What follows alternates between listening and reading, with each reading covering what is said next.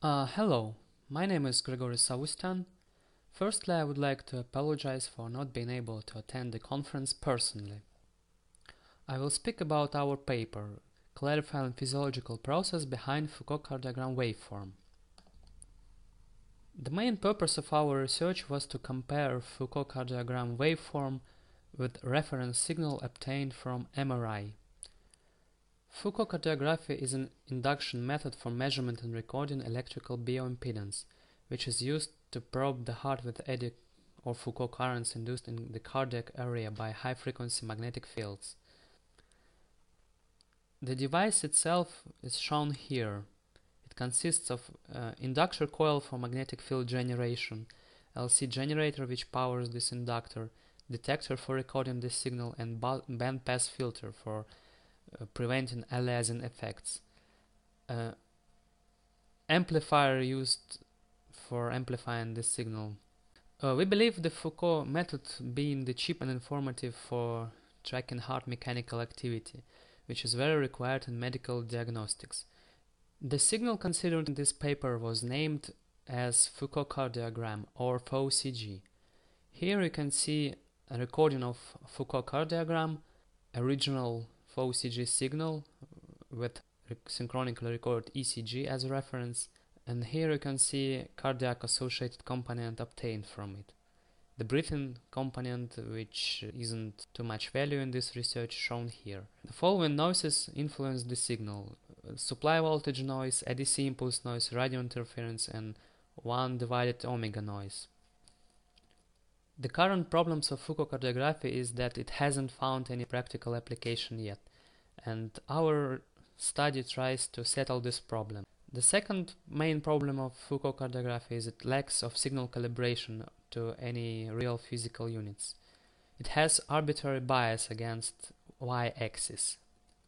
The signal itself is strongly influenced by the position of inductor, and this influence has been also researched in the previous works.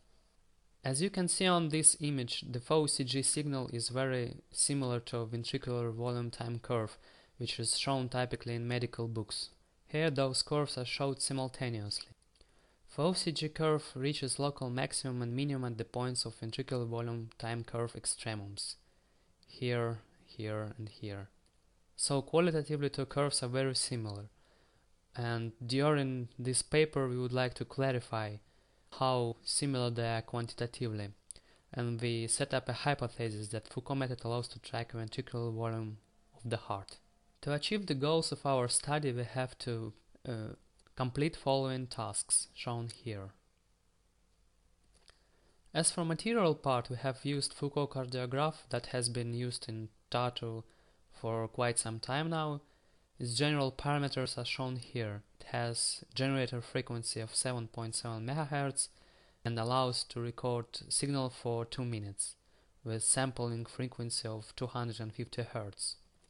Sensitivity area of Foucault sensor shown here has a toroidal shape which is coaxial with the inductor.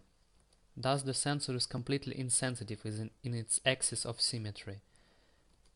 Induced current is inversely proportional to the distance from the inductor wire and depends on coil geometrical parameters. Sensitivity maximum lies here on the wire, which means that when object is closer to the sensor, it will influence the sensor in more way than the distant one. As for the reference part, we have used Signa HDA 1.5 Tesla MRI system. Our experimental procedure has started from cardiac MRI study. We had a 26-year-old male volunteer weighing 94 kilograms and being 185 centimeters in height. Device was set to obtain 20 frames per cardiac cycle. Mean heartbeat was around 68 beats per minute. Totally we have obtained 18 short axis slices with voxel size shown here. T1 weighted with gradient echo sequence was used during the acquisition, with TR pulse 5.1 milliseconds and TE pulse 2.3 milliseconds. Patient had to hold his breath long enough during one image acquisition. Firstly, we have obtained scout images in three main body imaging planes: axial, sagittal, and coronal. Then by drawing image planes right here, shown by dotted lines in each of these slices, we have obtained heart projection in vertical long axis. By slicing this plane again as shown by the dotted lines, we have obtained four-chamber plane. Short axis projection was easily obtained by putting imaging planes here shown on this image. Short axis planes can be used to restore heart volume, and since we had assigned cardiac MRI images, we can restore volume time curve from these images after we have properly processed it. Approximately 10 minutes after MRI study, we have recorded FOCG signal from the same patient. Inductor position shown here. This is very important. Since coil intersects the left ventricle of the heart and to some degree right ventricle of the heart, we should obtain ventricular signal from the left ventricle, which is influenced a bit by the right ventricle. We have tried to preserve the patient condition as much as possible the same as during MRI study. Speaking of the image processing, which allows us to obtain ventricular volume time curve, I should highlight that it is not an easy procedure. Firstly, the obtained images had to be properly filtered, and then location of the heart detected in all slices. Initial contour of the heart is initialized as variance images. Those images are cleaned from the artifacts, and as we can see here are very similar to the original heart contour. Then active contour method or snakes allows us to segment the heart properly, shown here. Then we have simply calculated the area of the slices as quantity of bright pixels inside the contour, and then pixel quantity is transferred in square millimeters. Ventricular volume type curve itself was calculated by adding up these volumes of cylinders formed in all slices, according to this formula here. As you can see, manual and automatic curves are with very high similarity index for left and right ventricle. Let us compare FOCG with MRI ventricular volume curve for left ventricle, right ventricle, and some of these ventricles, on the assumption that MRI is very precise method, and Foucault method being as prototype considered to be less studied. As we can see here, similarity index for left ventricle and FOCG curve is quite very high here. Deviation in the systole is very minimal, with small peak over here. But if we go into diastole, the deviation grows, and at the P wave of ECG has its maximum here. The difference is most noticeable. We see that both curves show isovolumic contraction of the heart very accurately at QRS complex. Speaking about right ventricle, we can see that deviation growth and the similarity index is approximately half of the 100%. This was quite expectable, since as we can see here, the inductor intersects the left ventricle of the heart more than right one.